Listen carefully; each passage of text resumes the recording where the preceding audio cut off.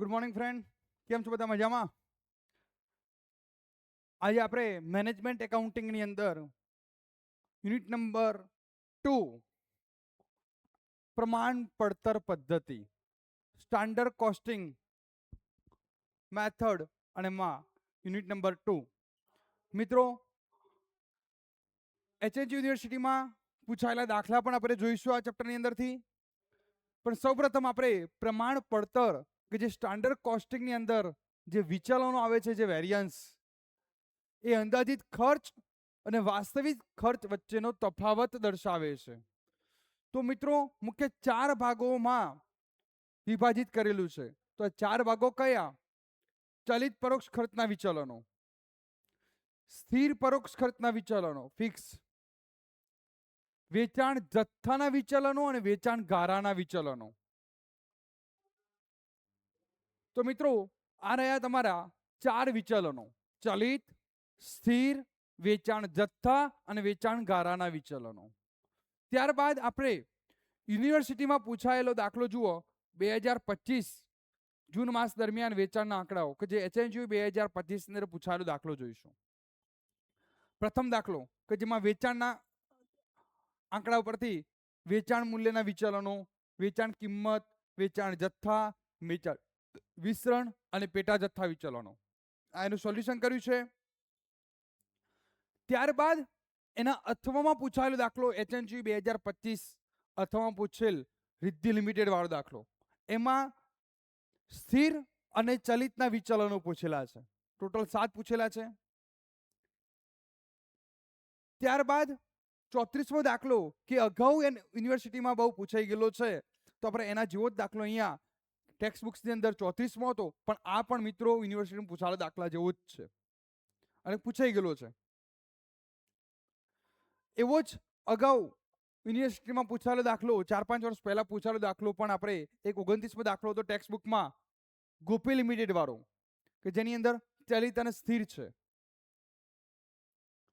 HNG 2024માં પૂછાયેલો દાખલો વેચાણ આંકડા ઉપરથી, આ 5મો દાખલો જુઓ.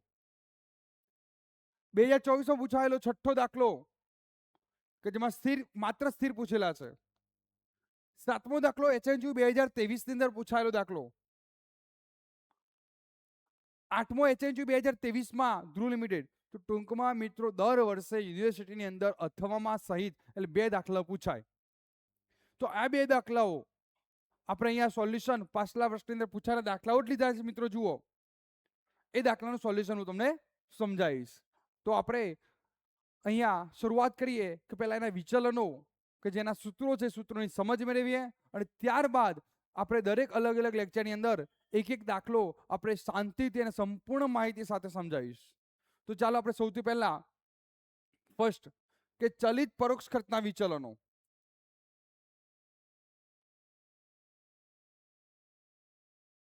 જુઓ મિત્રો, તો ચલિત પરોક્ષ ખર્ચના વિચલનો.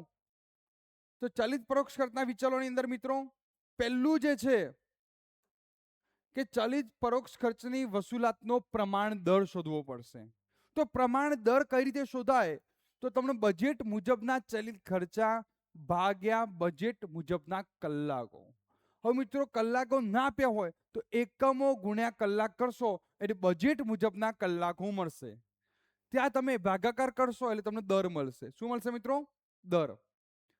ત્યારબાદ એવી જ રીતે વસૂલાતનો ખરેખર દર, પેલો પ્રમાણ દર હતો, અહીંયા ખરેખર, તો પ્રમાણ એટલે બજેટ વડે, અહીંયા ખરેખર એટલે એક્ચ્યુઅલ, તો ખરેખર થયેલ ચલિત ખર્ચ ભાગ્યા ખરેખર થયેલ કલાક.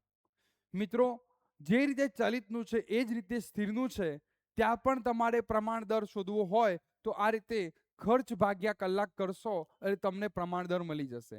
એમ અહીંયા ખરેખર ખર્ચ ભાગ્યા ખરેખર કલાક કરશો એટલે ખરેખર પ્રમાણ દર મળશે.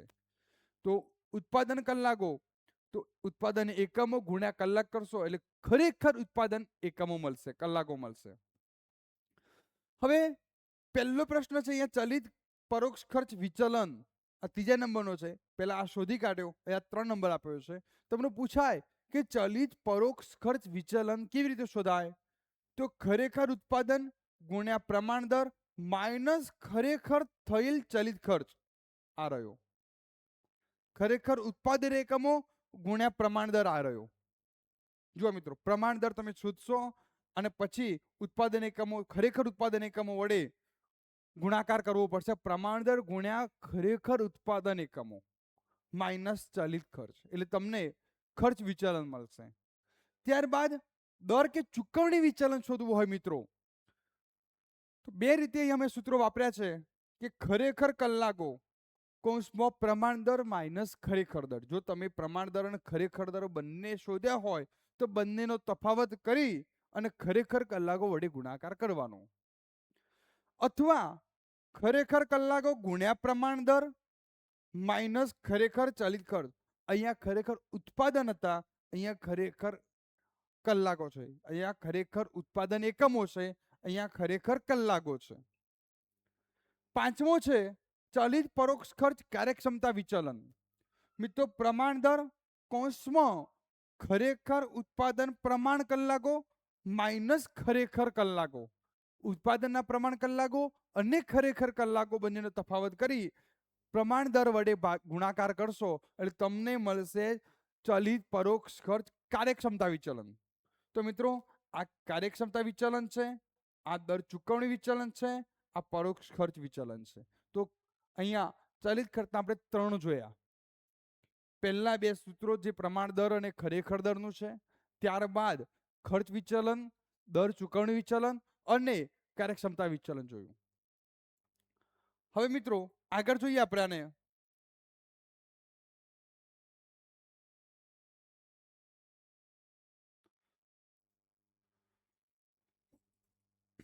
સ્થિર પરોક્ષ ખર્ચ વિચલન. મિત્રો કયો જોવાનો છે?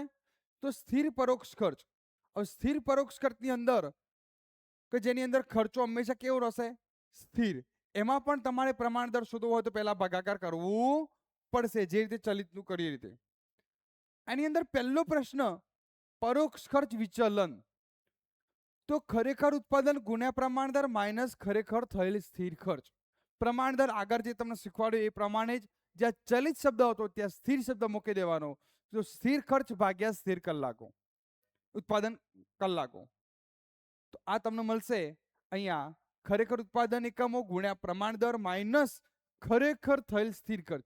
પેલાના જેવું છે, પેલામાં ચલિત હતું, અહીંયા શું આવી ગયું? સ્થિર. ખર્ચ વિચલન. તો બંને ખર્ચનો તફાવત છે મિત્રો. બજેટ મુજબનો ખર્ચ માઇનસ ખરેખર થયેલ ખર્ચ, બંનેનો તફાવત છે. ખરેખર પહેલા બજેટ મુજબનો ખર્ચ, પછી ખરેખર ખર્ચ બાદ કરવાનો. જથ્થા વિચલન એકમોમાં. તો પ્રમાણ દર કૌંસમાં ખરેખર જથ્થો માઇનસ બજેટ જથ્થો.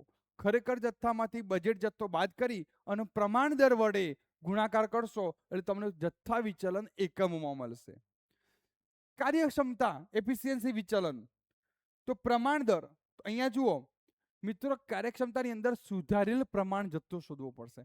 સુધારેલ પ્રમાણ જથ્થો કઈ રીતે શોધાય એ આગળ તમને પહેલા ચેપ્ટરમાં શીખવાડી દીધું, અને ફરીથી આ ચેપ્ટરમાં જ્યારે દાખલો જોશો ત્યારે હું તમને શીખવાડી દઈશ કે સુધારેલો પ્રમાણ જથ્થો કઈ રીતે શોધવાનો. ખરેખર જથ્થો આના જેવું સૂત્ર છે, પણ અહીંયા બજેટ જથ્થાની જગ્યાએ સુધારેલ પ્રમાણ જથ્થો આવી ગયો. બાકી સૂત્ર જથ્થા વિચલન જેવું જ છે. જથ્થાનો તફાવતો અહીંયા કાર્યક્ષમતામાં પણ જથ્થાનો તફાવત આવશે, પણ અહીંયા ખરેખર જથ્થો માઇનસ સુધારેલ પ્રમાણ જથ્થો. આગળ ગુણાકારમાં પ્રમાણ દર જ રહેશે.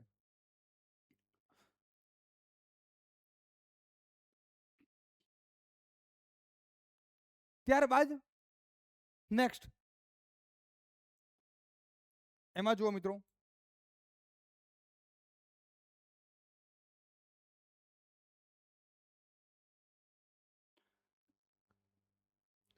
કાર્યક્ષમતા વિચલન.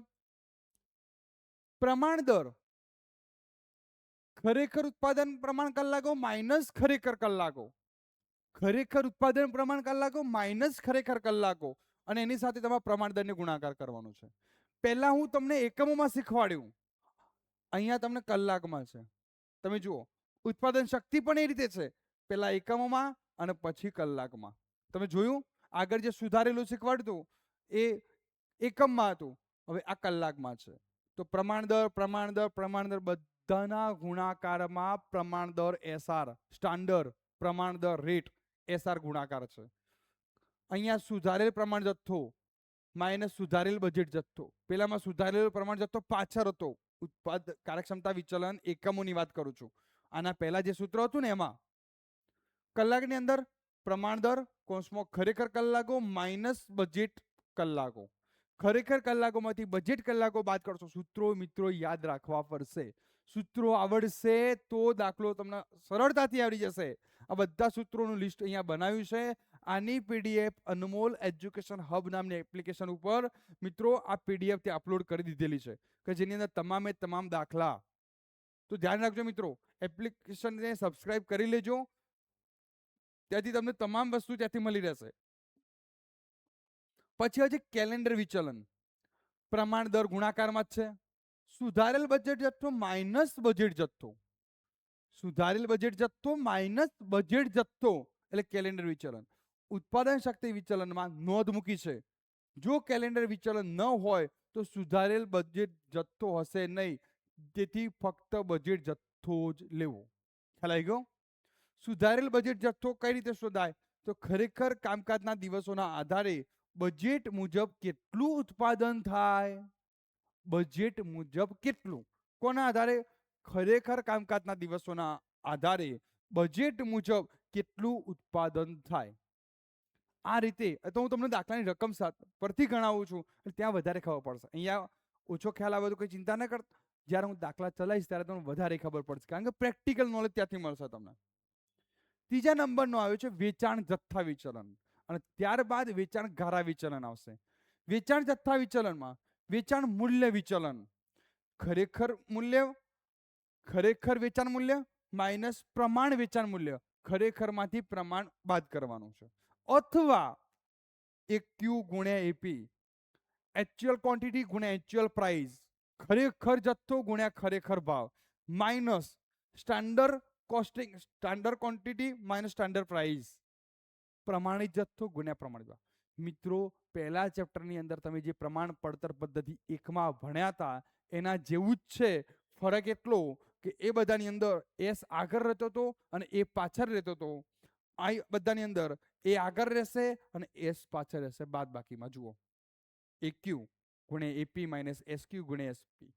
એક્યુ એટલે ખરેખર actual quantity, actual price, actual price ખરેખર કિંમત માઇનસ સ્ટાન્ડર્ડ કોસ્ટિંગ પ્રમાણ જથ્થો એસક્યુ, સ્ટાન્ડર્ડ પ્રાઇસ પ્રમાણ કિંમત. પહેલા આ બંનેનો ગુણાકાર, આ બંનેનો ગુણાકાર, પછી બાદબાકી કરવાની. તો આ મૂલ્ય, પછી વેચાણ કિંમત વિચલન. તો એક્યુ આગળ રહેશે અને એપી માઇનસ એસપી. જુઓ, પછી વેચાણ જથ્થા વિચલન.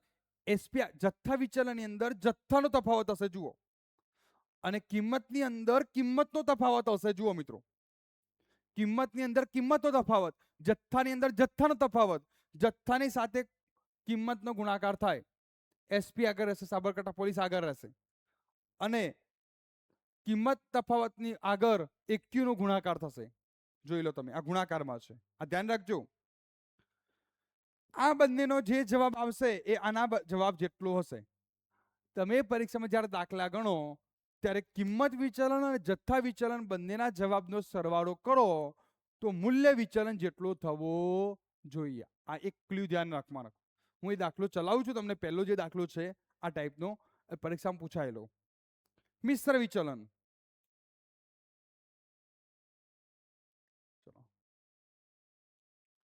મિશ્ર વિચલન જુઓ.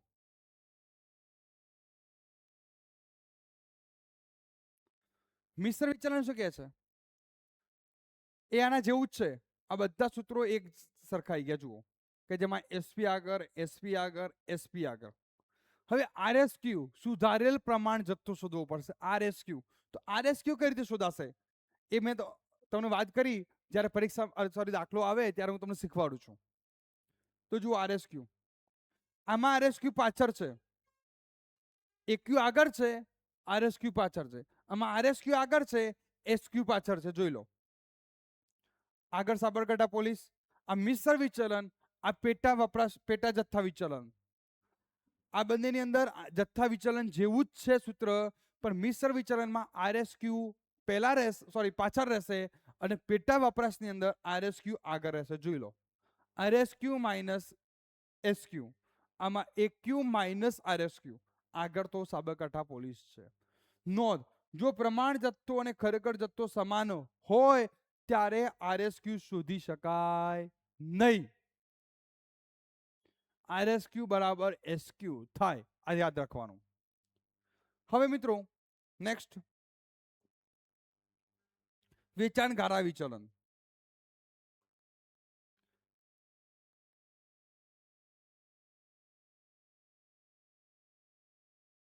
જુઓ મિત્રો,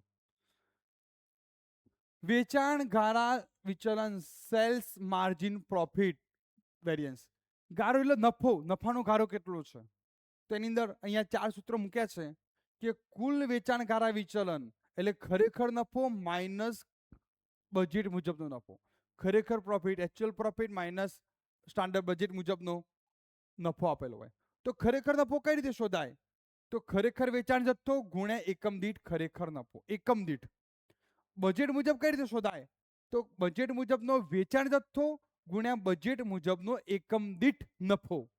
આ બંનેનો તમે ગુણાકાર કરશો એટલે તમને ખરેખર નફો અને બજેટ નફો મળશે. જથ્થો અને એકમ દીઠ નફો, એકમ દીઠ નફાનો ગુણાકાર કરજો. વેચાણ ગાળા કિંમત વિચલન.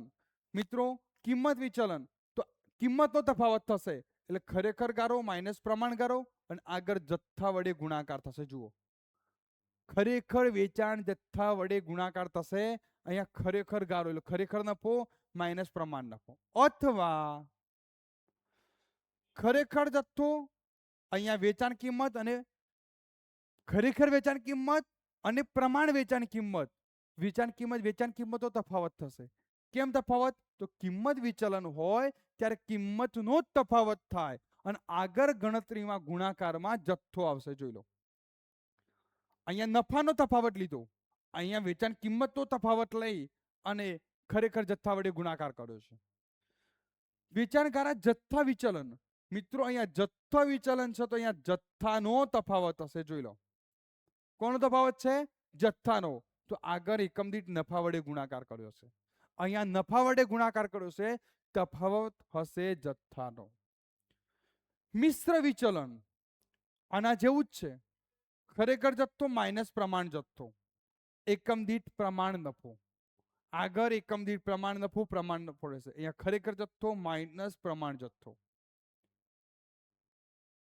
પેલો વેચાણ જથ્થો હતો, આ ખરેખર જથ્થો.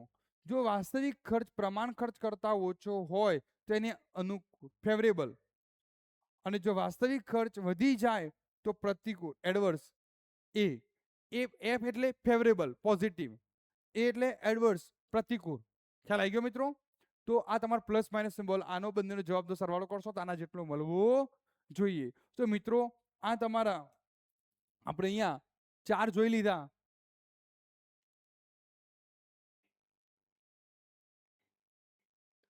તો પહેલું આપણે ચાલિત પરોક્ષ ખર્ચ વિચલન જોયો, સ્થિર પરોક્ષ ખર્ચ વિચલન જોયો, પછી વેચાણ જથ્થા વિચલન અને ચોથો વેચાણ ગાળા વિચલનના ફોર્મ્યુલા જોઈએ. મિત્રો આ PDF હું અનમોલ એજ્યુકેશન હબ નામની એપ્લિકેશન છે ત્યાં હું અપલોડ કરી દઈશ. હવે મિત્રો HNQ 2025માં પૂછાયેલો દાખલો કે વેચાણ જથ્થાના વિચલનો છે એ આપણે જોઈએ એ નેક્સ્ટ લેક્ચરમાં, કારણ કે વિડીયો બહુ લાંબો થઈ જશે એટલે આપણે આને શોર્ટમાં પતાવીએ છીએ.